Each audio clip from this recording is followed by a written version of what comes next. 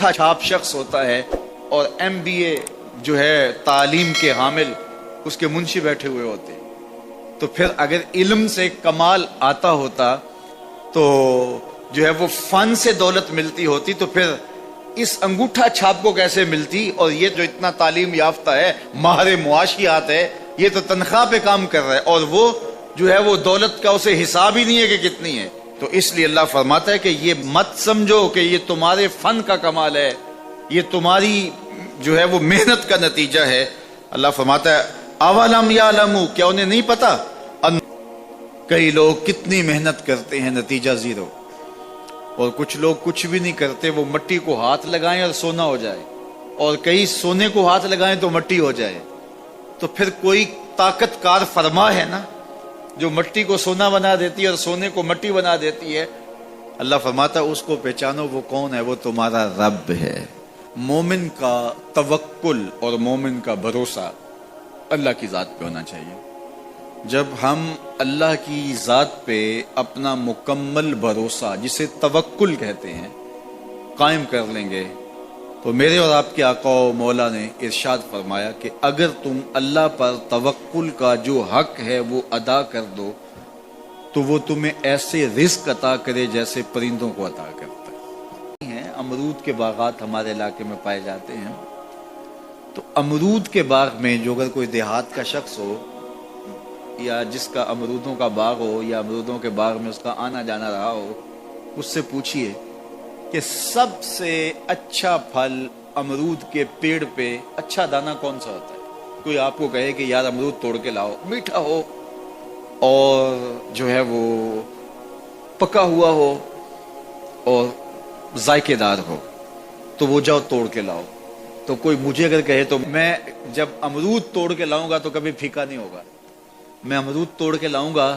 تو کبھی بد ذائقہ نہیں ہوگا۔ آپ مجھے پوچھیں کہ آپ کے پاس کیا فن ہے؟ میرے پاس فن یہ ہے کہ میں نے امرودوں کے باغوں میں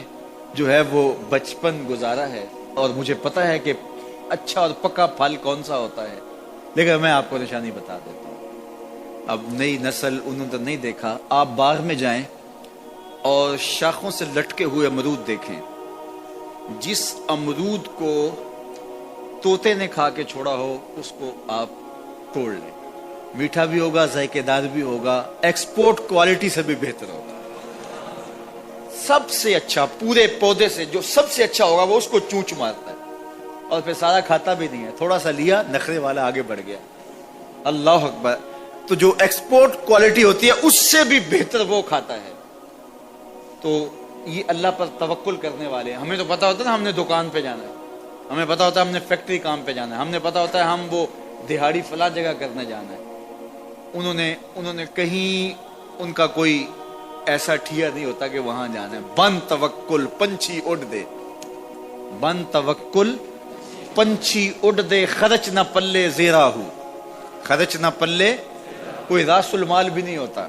کہ یہ لگائیں گے پھر اس پہ اتنے پیسے آئیں گے، اصل ہمارے ہوں گے، اتنا نفع ہوگا، ایسا نہیں ہے۔ گھر سے نکلتے ہیں تو خالی پیٹ ہوتے ہیں اور جب واپس آتے ہیں تو پیٹ بھرے ہوئے ہوتے ہیں۔ میرے اور آپ کے آقا و مولا نے کہا، مجھے پورا یقین ہے اس پہ اور آپ کو بھی پورا یقین ہونا چاہیے اور انشاءاللہ ہوگا،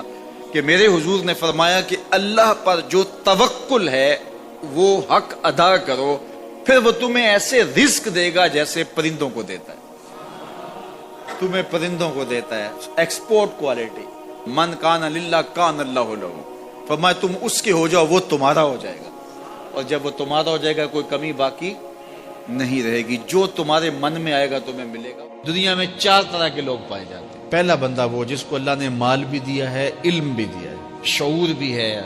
ضروریات دین کا علم بھی ہے، اللہ تعالیٰ نے اس کو فہم عطا کیا ہے، علم دیا ہے، اور وہ اس مال میں اپنے رب سے ڈرتا ہے کہ اس کو غلط جگہ خرچ نہیں کرنا، اور صلہ رحمی بھی کرتا ہے، رشتہ داروں کے حقوق کا خیال بھی رکھتا ہے، اس میں جو اللہ کا حق ہے اس کو بھی ادا کرتا ہے، صلہ رحمی بھی کرتا ہے، اللہ کا حق ادا بھی کرتا ہے، اور جو ہے وہ اللہ سے ڈرتا بھی ہے، مال کو غلط خرچ بھی نہیں کرتا۔ میرے حضور فرماتے ہیں کائنات میں سب سے افضل شخص دیکھنا ہے تو یہ شخص ہے،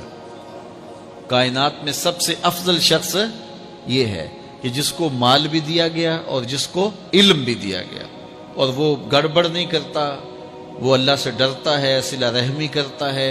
اور مال کا حق ادا کرتا ہے، تو یہ سب سے افضل شخص ہے۔ دوسرا وہ شخص جس کے پاس علم تو ہے لیکن مال اس کے پاس نہیں ہے، اور وہ نیت کا بڑا سچا ہے، سچے دل سے کہتا ہے اگر میرے پاس مال ہوتا تو میں فلاں کی طرح عمل کرتا، وہ فلاں کے پاس مال ہے، اس نے مسجد بنوائی ہے، میں بھی بنواتا، اس نے دارالعلوم تعمیر کیا ہے، میں بھی کرتا، اس نے ہاسپٹل بنوایا ہے، میں بھی کرتا، اس نے مخفی انداز سے غریب بچیوں کی شادیاں کی ہیں، یہ کام میں بھی کرتا، اس نے دکھیوں کے کام آیا ہے، مصیبت زدوں کے کام آیا ہے، میں بھی آتا۔ تو وہ کہتا ہے کاش کہ میرے پاس، اور یہ سچے دل سے کہہ رہا ہے، یہ نہیں کہ ہوتا تو پھر یہ اوپر اس میں کہہ رہا ہے ہو تو پھر تیور ہی بدل جاتے ہیں۔ صادق کو نیت ہوتا ہے کہ اگر واقعی اس کو وہ نصیب ہو جائے تو وہ وہیں کھڑا نظر آئے، تو حضور فرماتے ہیں وہ ہو بھی سچی نیت والا، سچی نیت والا، اور وہ کہتا ہے اللہ مجھے اگر مال دے میں فلاں کی طرح عمل کروں گا۔ میرے رسول فرماتے ہیں قیامت کے دن جب نامہ اعمال تولا جائے گا دونوں کے عمل برابر ہوں گے، اس نے خرچ کیا اور اس نے صرف نیت کی تو دونوں برابر کھڑے ہوں گے۔ اس نے مسجد بنائی، دارالعلوم بنائی، اس نے بنایا کچھ نہیں تھا، نیت کی تھا، دیکھو نا علم تھا، علم کی وجہ سے نمبر لے گیا۔ کہتا مالک میرے پاس ہوتا میں یوں کرتا، کیا کچھ نہیں، نہ ہوا نہ کیا، لیکن قیامت کے دن جب نامہ اعمال تونے کے برابر کھڑے ہوں گے۔ اچھا، تیسرا شخص جس کو اللہ نے مال دیا ہے لیکن علم نہیں دیا، مال کی فراوانی ہے لیکن علم نہیں ہے، شعور نہیں ہے، جہالت کی وجہ سے وہ مال میں گڑبڑ کرتا ہے اور اپنے رب سے بھی نہیں ڈرتا، ولا یصل رحمہ، اور صلہ رحمی بھی نہیں کرتا، اور اس کے اندر اللہ کا جو حق تھا وہ بھی ادا نہیں کرتا۔ میرے رسول فرماتے ہیں کائنات میں سب سے زیادہ خبیث بندہ دیکھنا ہے تو یہ کھڑا ہے، سب سے زیادہ منزل کے اعتبار سے خبیث ترین شخص یہ کھڑا